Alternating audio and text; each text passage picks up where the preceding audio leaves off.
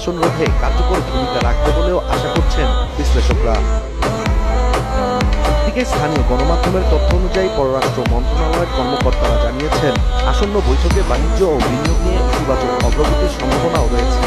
বর্তমানে বাংলাদেশ ও ইতালির মধ্যকার বার্ষিক বাণিজ্যের পরিমাণ প্রায় $1.5 বিলিয়ন মার্কিন ডলার। তৈরি পোশাক ও চামড়াজাত পণ্য ইতালির বাজারে বড় একটি অবস্থান তৈরি করেছে।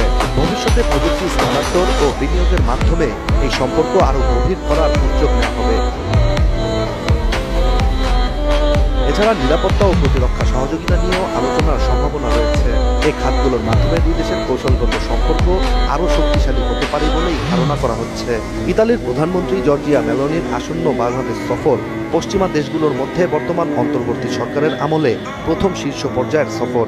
সর্বশেষ 1998 সালে ইতালির তৎকালীন প্রধানমন্ত্রী রোমানো প্রোদি ঢাকার সফর করেছিলেন।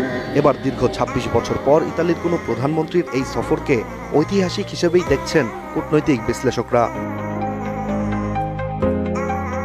31 আগস্ট ইতালির প্রধানমন্ত্রী মেলোনি ও প্রধান উপদেষ্টা ডক্টর মোহাম্মদ ইউনূসের মধ্যে একান্ত আলোচনা ও মধ্যাহ্নভোজ অনুষ্ঠিত হবে। আলোচনার পরেই মেলোনি ঢাকা ত্যাগ করবেন বলে ধারণা করা হচ্ছে। আর এই সফরকে ঘিরে দুই দেশের দ্বিপক্ষীয় সম্পর্কে নতুন এক মাত্রা যোগ হবে বলেই প্রত্যাশা করছে পররাষ্ট্র মন্ত্রণালয়।